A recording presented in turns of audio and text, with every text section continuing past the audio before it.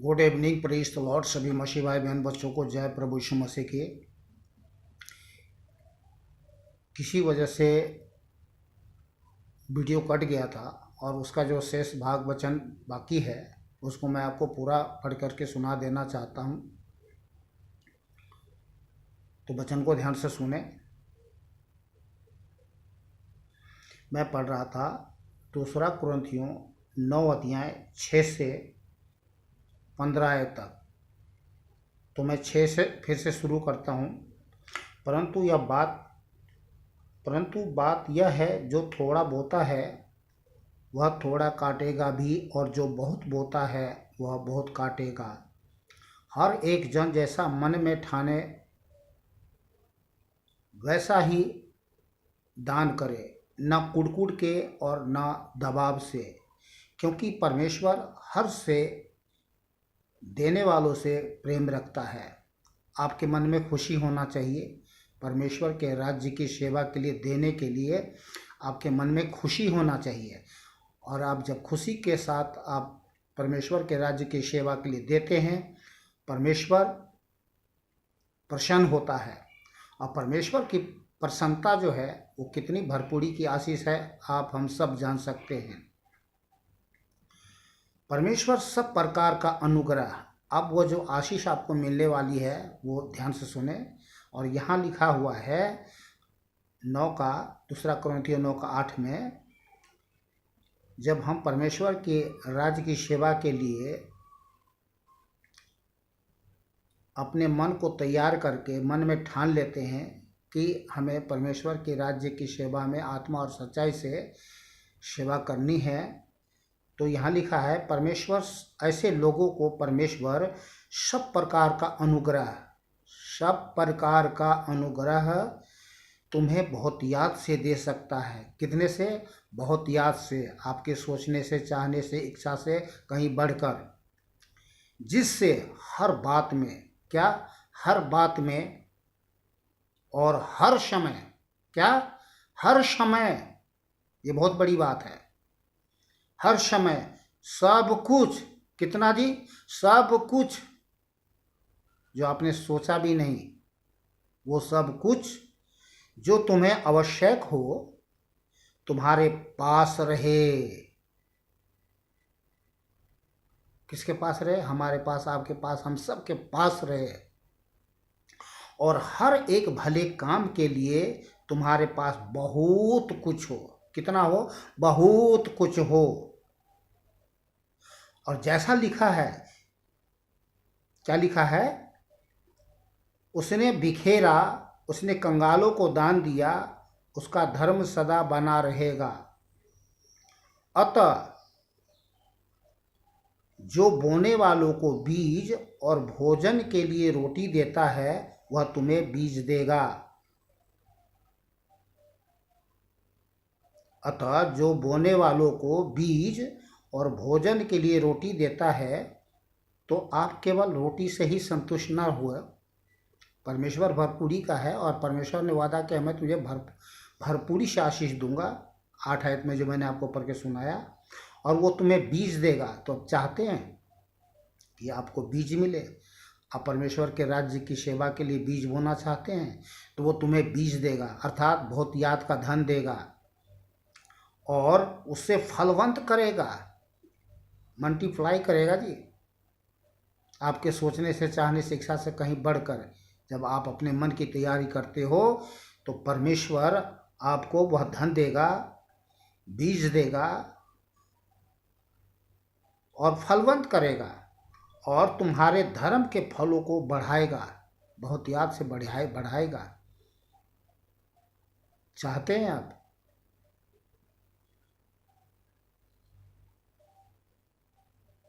मैं फिर से इस वचन को पढ़ के सुना दे रहा हूँ, ध्यान से सुनिए। अतः जो बोने वालों को बीज और भोजन के लिए रोटी देता है वह तुम्हें बीज देगा और उसे फलवंत करेगा, और तुम्हारे धर्म के फलों को बढ़ाएगा। तुम हर बात में सब प्रकार की उदारता के लिए जो हमारे द्वारा परमेश्वर का धन्यवाद करवाती है, धनवान किए जाओ। क्या किए जाओ? धनवान किए जाओ। क्योंकि इस सेवा के पूरा करने से केवल पवित्र लोगों की आवश्यकताएं पूरी होती है, परंतु लोगों की ओर से परमेश्वर का भी बहुत धन्यवाद होता है, क्योंकि इस सेवा को प्रमाण स्वीकार कर वे परमेश्वर की महिमा प्रकट करते हैं कि तुम मसीह के सुसमाचार को मानकर उसके अधीन रहते हो और उनकी और सबकी सहायता करने में उदारता प्रकट करते रहते हो। आमीन। और वे तुम्हारे लिए प्रार्थना करते हैं। कि कौन प्रार्थना करते हैं? जो परमेश्वर के राज्य में नियुक्त किए गए हैं सेवा के लिए, और इसलिए कि तुम पर परमेश्वर का बड़ा ही अनुग्रह है। क्या है? बड़ा अनुग्रह है। किन पर? तुम पर, हम सब पर, सबके ऊपर तुम्हारी लालसा करते रहते हैं। मैं फिर से, अब शायद नहीं कुछ समझ होंगे, फिर से मैं दोबारा पढ़ के सुना देता हूँ। और वे तुम्हारे लिए प्रार्थना करते हैं। कौन प्रार्थना करते हैं? आपका जो पास्टर है, पास्टर हो, प्रेरित हो, बिशप, कोई भी हो। और इसलिए कि तुम पर परमेश्वर का बड़ा ही अनुग्रह है, तुम्हारी लालसा करते रहते हैं कि तुम्हारे जीवन में भरपूरी से परमेश्वर आशीष दे। परमेश्वर का